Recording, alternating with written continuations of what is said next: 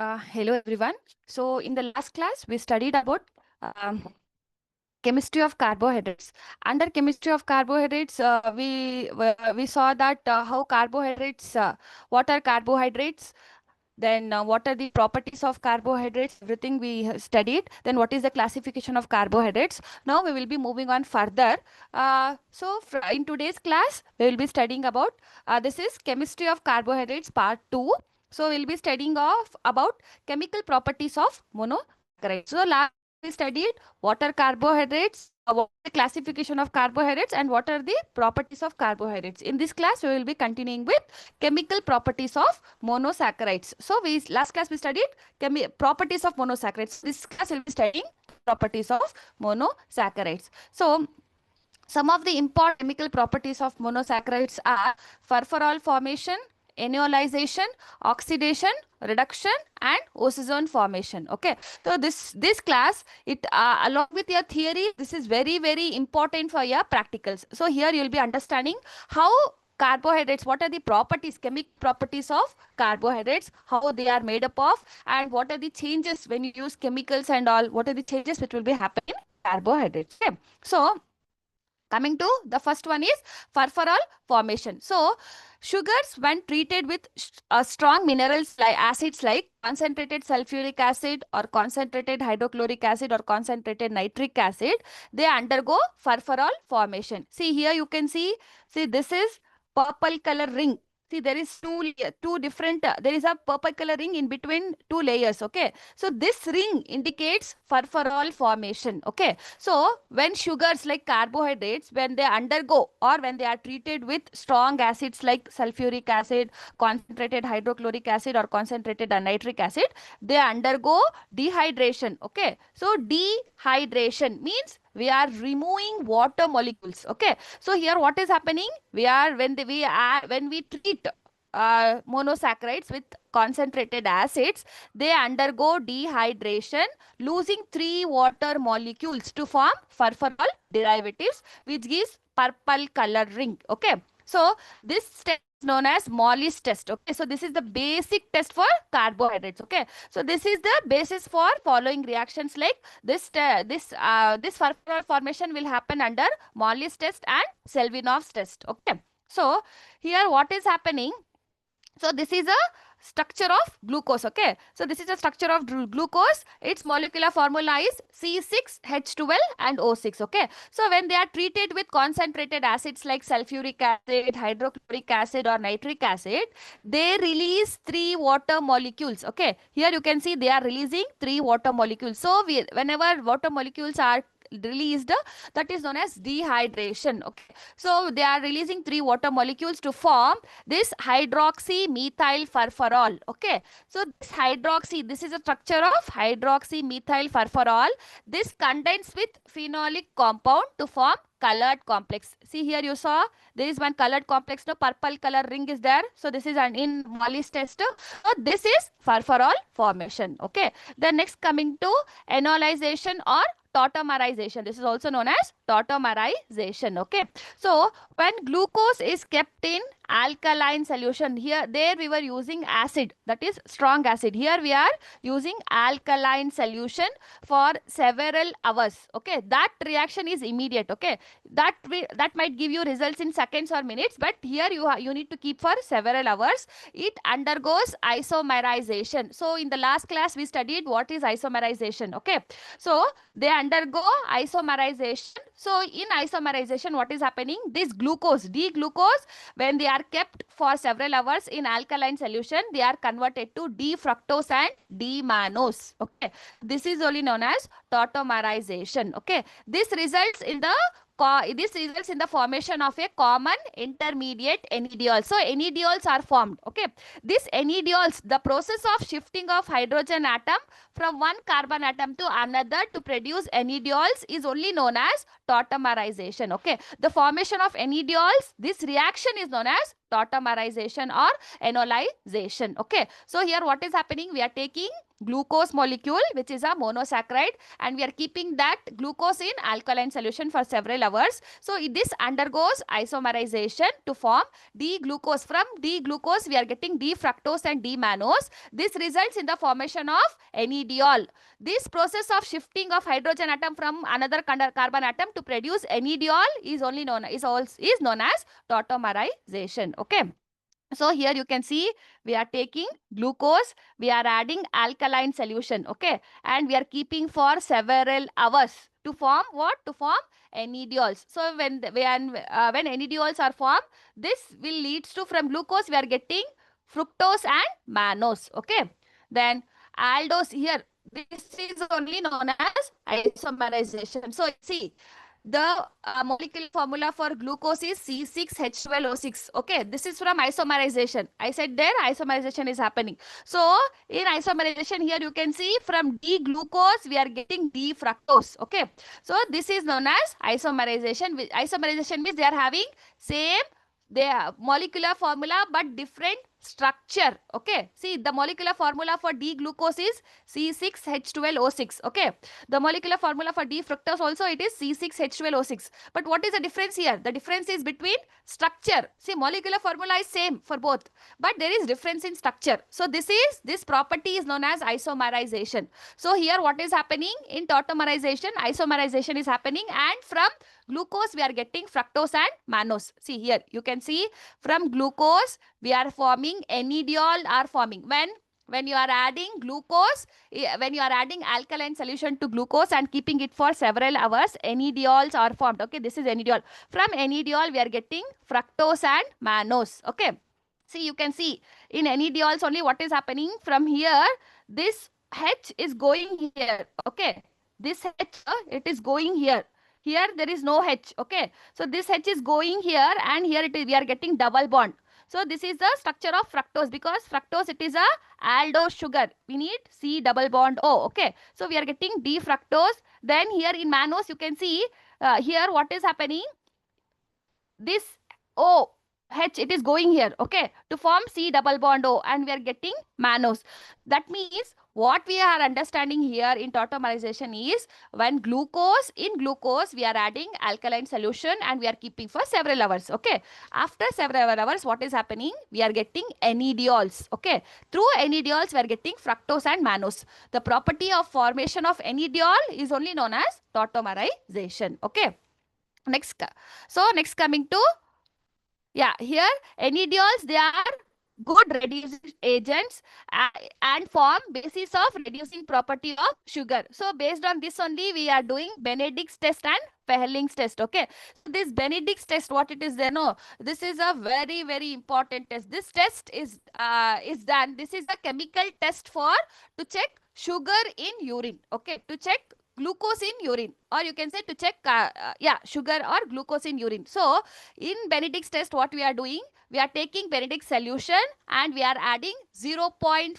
ml or 8 drops of urine. Okay, so we need to take 5 ml of Benedict's reagent, and then it will be dark blue in color. Okay, so you need to take Benedict's reagent. In that Benedict's reagent add 8 drops or 0.5 ml. Say when you take 8 drops, no, that is equal to 0.5 ml only. So you need to add 0.5 ml of urine solution and then heat it. Okay, so after heating, if the color changes, see, usually this is Benedict's reagent. Okay, this will be in this color. So this is the Benedict's reagent. If you add urine and if you start heating, it will turn to this color, then this color, then this color. Okay, so this Benedict's test is also known as semi-quantitative test. That means you can give gradings. If it is in this color, you can give plus. If it is in this color, you can give 2 plus, or if it is in dark red color, you can give 3 plus. Okay, so since we can give the test results in gradings, this is known as semi-quantitative test, or you can, so it is known as semi-quantitative test. So here it is what is happening. We are taking copper sulfate. So from CuSO4, we are getting Cu++. Okay, so from here, what we are doing, we are adding sugar to sugar we are adding alkaline solution so that NADOLs are forming. Okay, so from this NADOLs we are getting Cu plus. From Cu plus plus we are getting Cu plus. This Cu plus is converted to 2CuOH, which is furtherly converted to Cu2O, which gives red precipitate. Okay, so if we get red precipitate, that means your urine is positive for glucose. Okay, the next coming to oxidation, okay, or sugar acid formation. So when glucose oxidizes under proper conditions, the sugars may form monobasic aldonic acid, that is oxidation with hydrobromous acid, then dibasic saccharic acid or alderic acid, that is oxidation with nitric acid, monobasic uronic acid, that is oxidized by specific enzyme. So this is known as oxidation. So what is happening here? We studied aldonic acid, then alderic acid and uronic acid. Now formation of aldonic acid, here what is happening? Glucose in the presence of hydrobromous acid. So this is the structure of glucose, and this when we add hydrobromous acid, we are getting gluconic acid. Why we are studying this is because what is the importance of gluconic acid? Medical importance is this gluconic acid is also known as calcium gluconate. Okay, so whenever there is deficiency of calcium, so this gluconic acid, they are used as a source of calcium. These are given through IV fluids to rise the calcium level. So this is the importance of gluconic acid. So this gluconic acid we are using as a source of calcium, which is very, very important. Okay, so this is a medical importance. So this gluconic acid, how we are getting? We are getting from glucose only. So this glucose, it is a carbohydrate. So when we are adding hydrobromous acid to glucose, we are getting gluconic acid, which is used as a source of calcium. Okay, the next coming to formation of saccharic acid. So when we take a when we take glucose and add nitric acid, we are getting glucosaccharic acid. So from this structure only, in the presence of nitric, when we add nitric acid, we are getting glucosaccharic acid. The next coming to reduction. Okay, reduction or glucose alcohol formation. So here what is happening? Both aldoses and ketoses may be reduced by enzymes to the corresponding polyhydroxy alcohols. The sugar alcohols function mainly as intermediates in the minor pathway of carbohydrate metabolism. So some of these alcohols are the following, like sorbitol, mannitol, dulcitol and ribitol. So here you can what I'm trying to say is this class, that is part 2 chemistry of carbohydrates, more than your theory, this is very, very helpful for you in practicals. So practicals you can study, we will be doing uh, unknown carbohydrates. No, so in that unknown carbohydrates we are doing n number of tests. So there we are doing reduction, oxidation, we are doing Mollis test and all. So there what exactly is happening? So this class along with your theory, this class is very, very important for your practical section. Okay, so some of the alcohols forming here are sorbitol, mannitol, dulcitol and ribitol. Why they are alcohol? Because here you can see in the last, in the suffix, it is ol, that means this is alcohol. So this alcohol, they are coming from they are from carbohydrates. Okay, so here we can see this sorbitol we are getting from D-glucose. D-glucose will give rise to D-sorbitol. D-mannose gives rise to D-mannitol. D-fructose gives rise to D-sorbitol. D-galactose gives rise to D-dulcitol. And D-ribose gives rise to D-ribitol. Okay. So why we are studying this alcohols? Because they are having medical importance. For example, like mannitol. Okay. Whatever mannitol we are getting, this is used as an osmotic diuretic to reduce the cerebral edema. Okay, so here we are using mannitol. Then coming to sorbitol. Okay, sorbitol we are getting from glucose and fructose. It is accumulates in the lenses of diabetic and produces cataracts. Okay, so if the people are having diabetes, and in diabetes what is happening, this D-glucose and D-fructose, they are converted to sorbitol and they help they form the cataract. Okay, so here these are the medical importance of these alcohols. Okay, Then next coming to osazone formation. This osazone formation, it is very, very important for you in practical section. Okay. So further I'll be saying you how they are formed, which type of crystals are formed. Okay. So osazone formation, that is also known as action of phenylhydrazine. Okay. So here you need to say, so this is one of the important tests to differentiate between reducing and non-reducing sugars. Okay. So if you want to differentiate between reducing and non-reducing sugar, you need to do osazone formation. Okay. So if the osazone test is positive, that means these sugars are reducing sugars. If the osazone test is negative, that means these sugars are non-reducing sugars. Okay. So only reducing sugars gives this test positive. Non-reducing sugar does not give positive for osazone formation. Okay. So how it gives positive? The presence of free carbonyl, that is aldehyde or ketone group. The presence of free aldehyde or ketone group in the molecule is essential for osazone formation. So if the molecule is having free aldehyde or ketone group, then only they can form ozozones, which gives this test positive. Okay. Ozozones, what are ozozones? Ozozones are yellow crystalline derivatives of reducing sugars with phenylhydrazine and have a characteristic crystal structure which can be used for identification and characterization of different sugars having closely similar properties. Okay. So the ozozones, they are yellow crystalline derivatives. So they are yellow crystalline derivatives, means they are derived from reducing sugars with in the presence of phenylhydrazine. Okay. And they have characteristic crystal structure which can be used for identification and characterization of different sugars having closely similar properties. For example, now we can say glucose, fructose, lactose, maltose, they are closely related. Okay. That means they are closely related, but because of their structure, because of their ozazole structure, we can differentiate glucose from lactose and maltose. Okay. So ozazone formed from glucose, fructose and mannose, they are identical because these are identical in their lower four carbon atoms. As you know, the molecular formula for glucose, fructose and mannose, it is C6H12O6, and in the last four carbon atoms there are no changes. Okay. So because of that, ozone formation for glucose, fructose and mannose, it is same. So here the glucose, fructose and mannose, they are having needle shaped crystals. See, when you take when you see under microscope, you can see this needle shaped crystals. Okay. So if they are needle shaped crystal, that means they are either glucose, fructose or mannose. Non-reducing sugars like sucrose, they cannot form ozazone due to the absence of free carbonyl group. So non-reducing sugar like sucrose, they cannot form ozazone. Only maltose and lactose only can form ozazone. See, reducing sugars are maltose and lactose. Non-reducing sugar is sucrose. So non-reducing sugars, they cannot form ozozones. Okay. So the ozazone crystal forms of some sugars are glucosone and mannozone, and your fructozone can give needle shaped crystal. See, here you can see they are having the sharp end which resembles the structure of needle, so they are known as needle shaped crystals. Okay. So when you take when you see under microscope for lactozone, you can see powder puff or tennis ball shaped crystals. See, powder puff, we use that powder puff, no, that powder puff, or it is the shape of tennis ball structure. Okay. So if this type of structure, if you see, that means this is lactose. Okay. Or lactozones.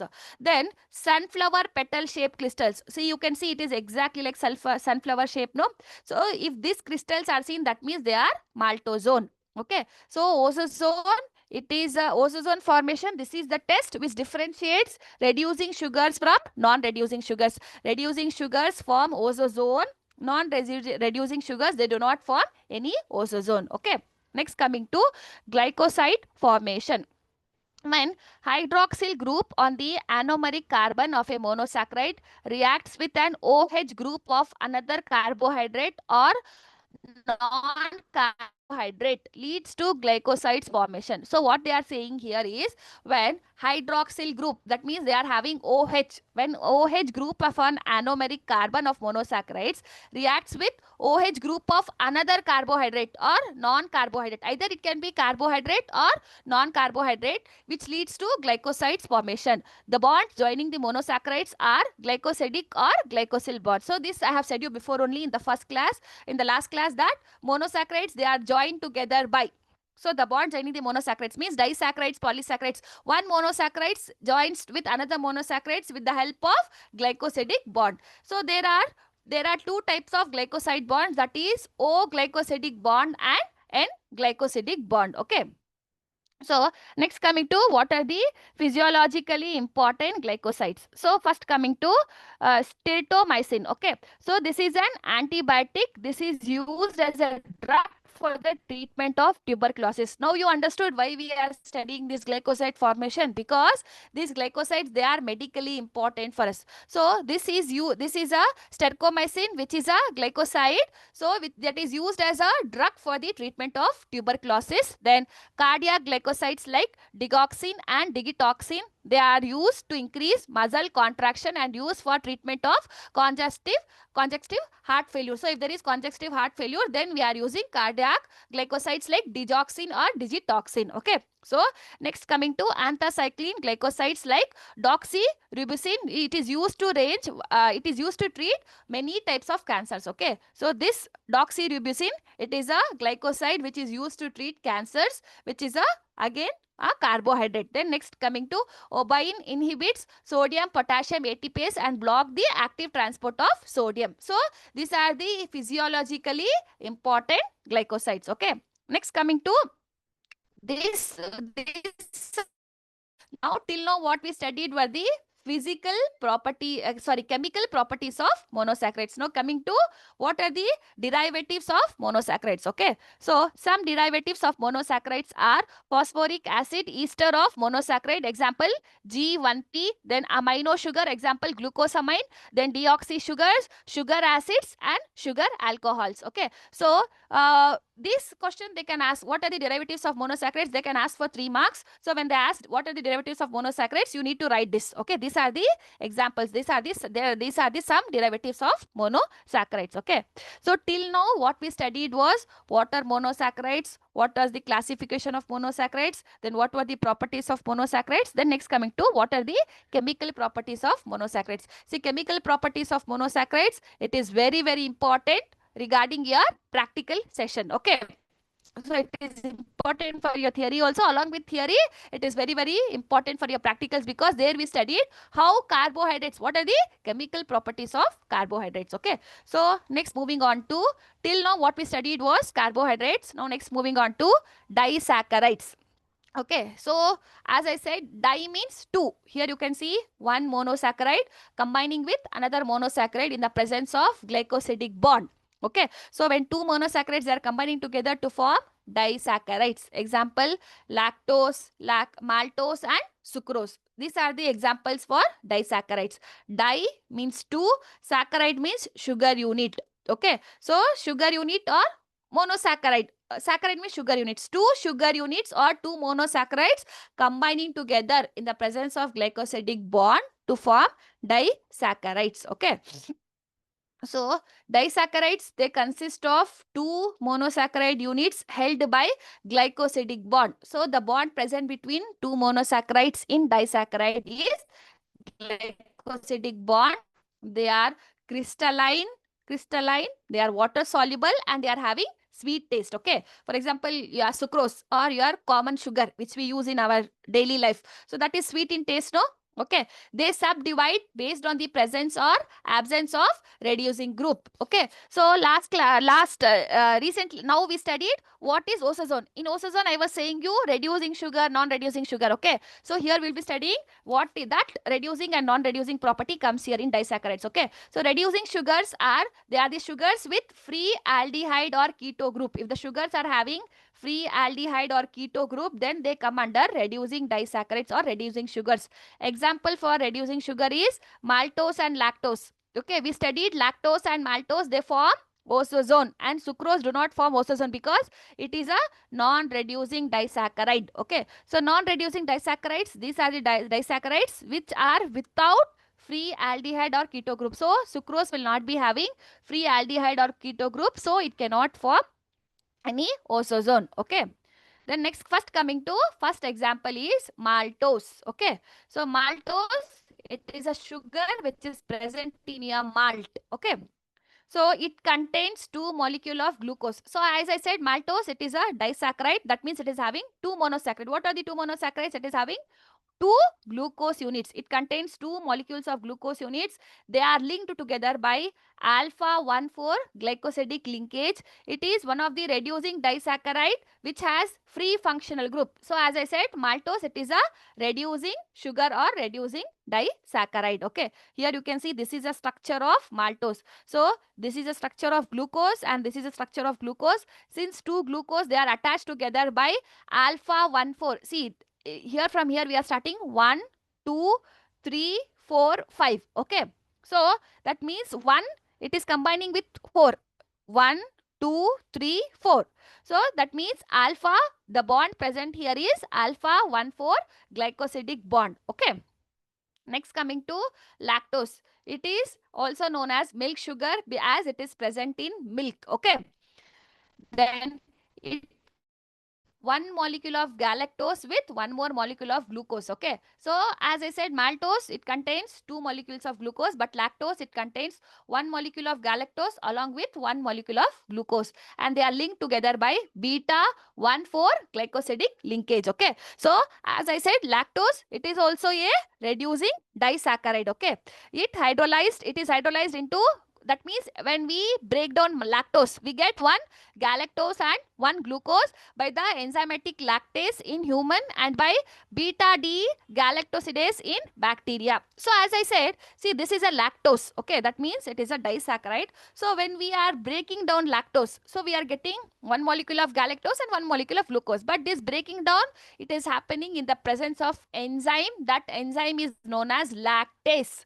So lactase is an enzyme which reduces lactose into one molecule of galactose and one molecule of glucose. Okay, so it is a source of carbohydrates in breastfeed infants. So as you know, infants, they are completely, they are dependent only on mother's milk, or they are dependent only on milk. Okay, we cannot feed infants anything. Okay, like we cannot feed infants or newborns anything. So they are dependent on only milk. So in milk, this lactose is present. So this lactose, it is hydrolyzed or broken down with the help of enzyme lactase. Okay, so this lactose, it is made up of one molecule of galactose and one molecule of glucose. The bond present here is beta 1,4 glycosidic bond. Okay, so here the bond present is beta 1,4 glycosidic bond. Okay, the next coming to sucrose. So it is commonly used as stable sugar and contributes some calories in the diet. Okay, so sugar, it contributes some calories. This is a common sugar which we use in our daily life. Okay, it contains one molecule of glucose and one molecule of fructose that are linked by alpha 1,2 glycosidic linkage. So sucrose, it contains one molecule of glucose and one molecule of fructose that are linked by alpha 1,2 glycosidic linkage. Okay, and it is a non-reducing sugar. Why it is a non-reducing sugar? Because it is not having free aldehyde or keto group. Since it is not having free aldehyde or keto group, it cannot form ozone and it hydrolyzed. So when we sucrose, it is made up of one molecule of glucose and one molecule of fructose. So the fructose present here, this is responsible for the sweet taste in the sugar. Okay, so when we have sugar, when we like when what comes into our mind first thing? It is something sweet. No. So the sweet taste which is present in sucrose, it is because of fructose. Okay. And this sucrose, it is broken down or it is hydrolyzed in the presence of enzyme sucrase. This sucrase is also known as invertase. Okay. In the presence of enzyme sucrase, sucrose is broken down to one molecule of glucose and one more molecule of fructose. Okay. So the bond present here is alpha 1,2 glycosidic bond. So here what is happening? Alpha 1,2 glycosidic bond. That means one molecule of glucose is combining with one more molecule of fructose. The bond present here is alpha 1,2 glycosidic bond. Okay.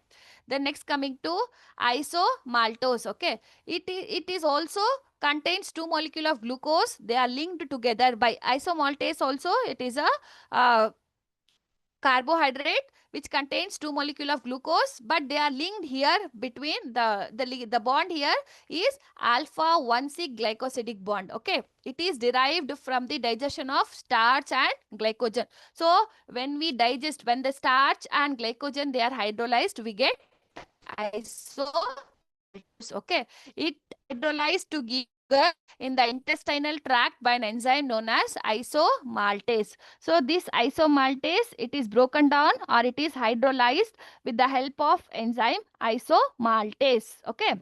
And the next coming to trehalose. It is also one of the disaccharide having 2 units of glucose, but the linkage here is alpha 1,1 glycosidic linkage. It is also a non-reducing disaccharide. Yeast and fungi are the sources of trehalose. Okay, so if you want trehalose, you will be getting from yeast and fungi. Okay. The next, so this was about disaccharide. So what did we study about disaccharide? So as I said, di means two, saccharide means sugar units. That means disaccharides, they are having two monosaccharides or two sugar units. Okay, between, and the bond present here is glycosidic bond. Okay, examples for disaccharides is lactose, maltose, and sucrose. Okay, so again under disaccharides, they are classified as reducing disaccharides and non-reducing disaccharides. Okay, so reducing disaccharides, we will be having maltose and lactose. Under non-reducing disaccharides, we will be having sucrose. Okay. Then maltose, it contains two molecules of glucose. So maltose, it is made up of two molecules of glucose, and the bond present here is alpha 1,4 glycosidic bond. And lactose, it is also known as milk sugar, and it is made up of one molecule of galactose along with one molecule of glucose, and the bond present here is beta 1,4 glycosidic bond, and it is hydrolyzed with the help of enzyme lactase. Okay. Then next coming to sucrose. Sucrose is made up of one molecule of glucose and one molecule of fructose, and the bond present here is alpha 1,2 glycosidic bond. This sucrose, it is hydrolyzed with the help of enzyme sucrase. Okay. The next coming to isomaltose and trehalose. These are the two enzyme. So the two disaccharides. So this isomaltose, it is made up of two molecules of glucose, but the bond here is alpha 1,6 glycosidic linkage, and the enzyme which hydrolyzes isomaltose is isomaltase. Okay, and trehalose, it is a disaccharides. It also contains two molecules of glucose, and it is a non-reducing disaccharide, and the sources of trehalose are yeast and fungi. So this completes about disaccharides. The next coming to the final classification of carbohydrates is polysaccharides. Still know what we studied? We studied monosaccharides, we studied disaccharides, then we completed oligosaccharides. Oligosaccharides are not such important. But next coming to polysaccharides. Polysaccharides, they are very, very important because whatever the food we are taking in the form of polysaccharides. Okay. So the food, whatever we are taking in the form of starch, and it is stored, the extra glucose, whatever is there in our body, it is stored in the form of the extra carbohydrates, they are stored in the form of glycogen. So these two are polysaccharides. Okay. So poly means many, saccharide means sugar units. So polysaccharides, these are the carbohydrates which are having many sugar units. Okay. So first coming to, as I said, under polysaccharides, we will be studying other polysaccharides also, but the important polysaccharides are starch and glycogen. Okay. So first coming to starch. Okay. So starch, it is a reserve carbohydrate form in plants. So it is a form of carbohydrate which is present in plants. Example, potato. Okay. Many other plant sources also is having starch, but this is one of the example. So a homopolymer composed of D-glucose units held by alpha glycosidic bond. So as I said, starch, it is a polysaccharide. Okay. So polysaccharide means it is made up of many monosaccharides. So the monosaccharide present here is glucose. That means this starch is made up of many D-glucose units. And the bond present here is glycosidic bond. It is composed of two constituents, that is water soluble amylase and amylopectin. Starch is made up of two constituents, that is amylose and amylopectin. So this amylose, that is water soluble. Okay, and it is made up of 50 to 20%. So in starch, amylose is present in 50 to 20%, and amylopectin, which is water insoluble, it is consist of 80 to 85%. Okay, so this chemically, amylose is a long unbranched chain of 200 to 1000 D glucose units linked together by alpha 1,4 bond. As I said, polysaccharide means they'll be having more than 10 monosaccharides or more than 10 sugar units. Okay, so as I said, amylose and starch is made up of amylose and amylopectin. Okay, so this amylose, it is a long unbranched chain, and it is made up of 200 to 1000 D glucose units. Okay, and the bond present here is 1,4 bond. Okay, alpha 1,4 glycosidic bond. Okay, then next coming to amylopectin. Amylopectin, it is a branched chain. So this is a unbranched chain. That means it is a single line structure. It is a straight line structure which is made up of 200 to 1000. So this is a branched structure.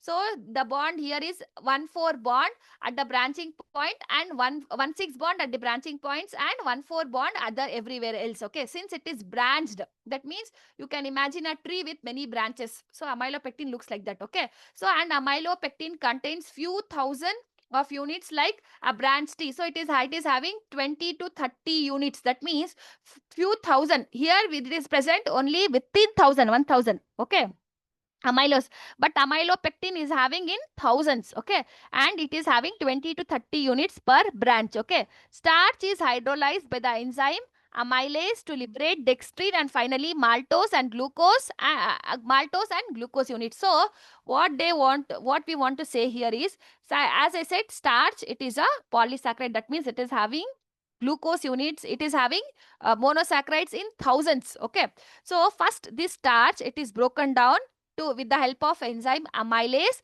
to liberate dextrin. Okay, from this dextrin we are getting maltose. So maltose, as you know, maltose is made up of only two glucose molecules. So from maltose finally we are getting monosaccharide, that is single unit, that is glucose units. Okay, that means starch is made up of only glucose units. Okay, so you can see like this. Okay, this is the structure of your amylopectin.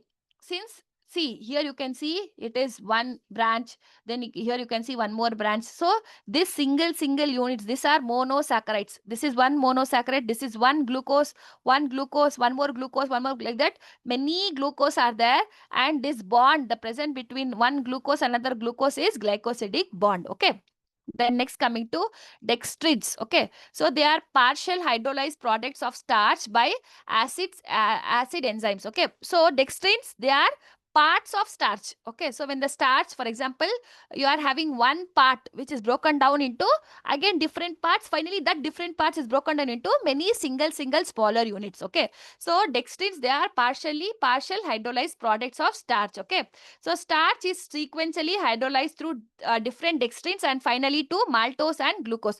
First, starch is broken down into dextrins. From dextrins, we are getting maltose. Since maltose, it is a disaccharide, this maltose is further converted into single unit of glucose. So this glucose, it is a monosaccharide, which and as you know, all our cells, they are dependent on carbohydrate like glucose for energy. Okay, so the various intermediates are soluble starch, amylodextrins, then erythrodextrins, and acrodextrins. Okay, then all dextrins have free sugar groups and can show mild reducing property. So these dextrins, they are reducing sugars because they are maltose is a reducing sugar. Okay, so they'll be not showing high reducing property, they'll be showing mild reducing property. Okay, so this was about starch. So as we know, starch, it is present in it is present in plant. So through plant, whatever we are consuming, we are taking, whatever food we are having, carbohydrates we are having in the form of starch. Okay, the next coming to glycogen. So glycogen, it is present only in animals, and it is a storage form of carbohydrate. So glycogen, it is a major storage form of carbohydrate in animals, so it is referred as animal starch. So glycogen, it is known as animal starch. Okay, because it is present in animal, but it is a what it is, a polysaccharide. Since it is a polysaccharide, it is also known as animal starch. Okay, it is present in high concentration in liver, followed by muscle and brain. Okay, so whatever extra glucose is there in our body, all that glucose is sent to liver, and in liver, this glucose, they many glucose combine together to form glycogen, and which is stored in liver and which is used further whenever energy is required. Okay, followed by it is stored in liver also, muscle also, and in brain also. Okay, the structure of glycogen is similar to that of amylopectin, but with more number of branches. Okay, so your glycogen also looks like this only, but it will be having many number of branches. Okay, you can see this is the structure of glycogen. Here you can see many branches are there. So each branch, see, it is having so many glucose molecule. Okay, and here we are having protein core glycogenin. Okay, glycogenin is there in the glycogen. Okay, the next coming to cellulose. Okay, cellulose, it is a chief constituent of plant cell wall. Okay, and yeah, it is an unbranched polymer of glucose linked by beta 1,4 glycosidic linkage. Since human lack enzyme cellulase that can hydrolyze beta 1,4 glycosidic linkage, cellulose cannot be digested and absorbed. So only this cellulose which is present in plant cell wall, which will help in producing its, as you know, plant produces its own food. Okay, so this will be helping.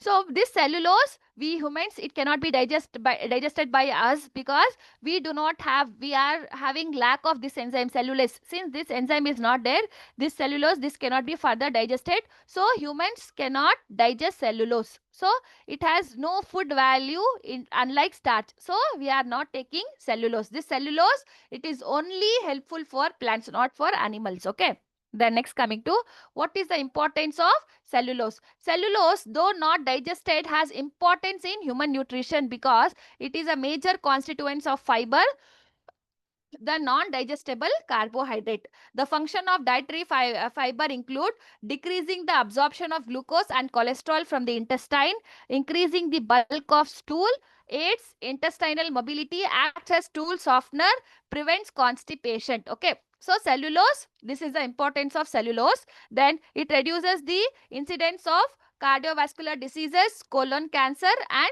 diabetes. Okay, the next coming to inulin. Inulin is also a polysaccharide. This inulin, it is important in our body, but it cannot be produced by our body. Okay, so it is a polymer of D-fructose or fructosanes. Okay, it is linked together by beta 1,2 glycosidic linkage. It occurs in bulb of onion and garlic. So here you can see inulin in bulb of onion and garlic. It has a low molecular weight of, that is 5,000 polysaccharide, easily soluble in water. So inulin, it can be easily soluble in water, but it is not utilized by the body. It is used for assessing kidney function test to measurement of glomerular filtration rate. So the amount of inulin, so we can see, we do a test known as inulin clearance test. Okay, so with the help of inulin clearance test, we can find out how our kidneys are functioning. So that is the importance of inulin.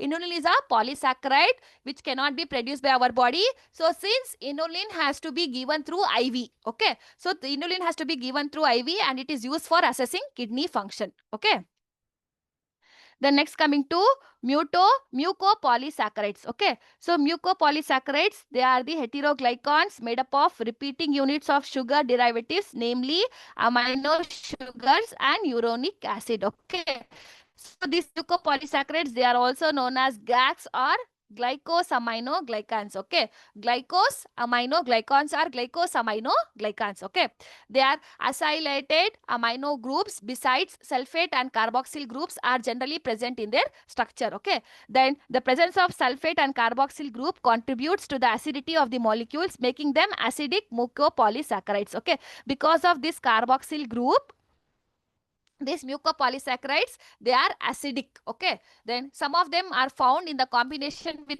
proteins to form mucoproteins or mucites or proteoglycans. Okay, mucoproteins may contain up to 95% of carbohydrate and 5% of protein. So since mucopolysaccharides, these are carbohydrates, so they'll be containing 95% of carbohydrate and 5% of proteins. Okay, then these mucopolysaccharides, they are essential components of tissue structure.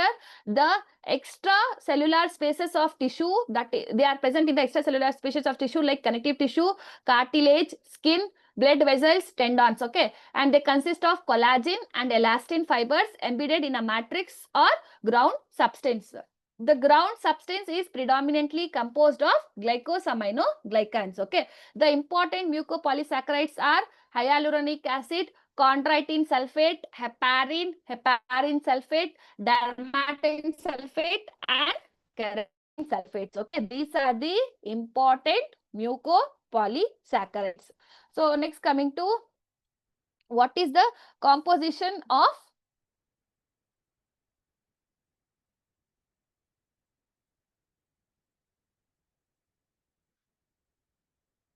so what is the what are these made up of? Okay, so first coming to so here coming to what are the what is what is the composition of hyaluronic acid? Hyaluronic acid is made up of D-glucuronic acid and N-acetyl glucosamine. Okay, and what is the tissue distribution of this? Okay, so it is present in connective tissue, synovial fluid, and vitreous humor. Okay, and what are the functions? Means this acts as a lubricant, shock absorbent, promotes wound healing. So this will help in wound healing, and this will act as a lubricant. Okay, lubricant which will be present in our bones. Okay, in the this will be presenting in our bones. Next, coming to chondroitin sulfate. So chondroitin sulfate, they are made up of D-glucuronic acid and N-acetyl glucosamine 4 sulfate. Okay, they are present in cartilage, bone, skin, and blood vessel wall. Okay, in the wall of blood vessels also they are present. So the functions is they maintain structure and shape of tissues. So the structure and shape of tissues is maintained by chondroitin sulfate. Next, coming to heparin. As you all know, heparin, it is an anticoagulant, so it is very very important in our blood. So because of heparin only our blood does not clot. Okay, so this heparin, it is made up of D-glucuronate 2 sulfate and sulfoglucosamine 6 sulfate. Okay, it is present in blood, lung, liver, kidney, and spleen. It acts as an anticoagulant in our body. Okay, next, coming to dermatan sulfate. So dermatan sulfate, it is made up of L iduronate acid and acetyl galactosamine 4 sulfate. Okay, it is present in blood vessel walls, heart walls, and skin. So what is the main function of dermatan sulfate? Is it maintains the shape of tissues. Okay, next, coming to keratin sulfate. Okay, so keratin sulfate, it is made up of D-galactose and acetyl glucosamine 6 sulfate.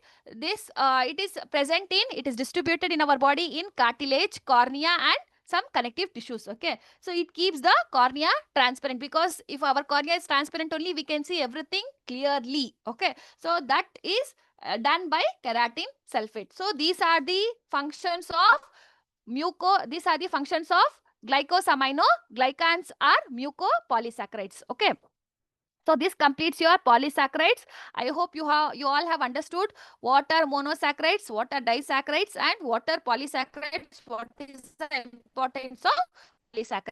So here we complete chemistry of carbohydrates. In the next class, we will be discussing about what is the metabolism of carbohydrates. So to understand what is the metabolism of carbohydrate, first you need to understand what is chemistry of carbohydrates. If you have understood what is the chemistry of carbohydrates, what is the classification of carbohydrates, you will feel metabolism you can feel metabolism will be very easy for you to understand. Okay, so I hope you all have understood. Thank you.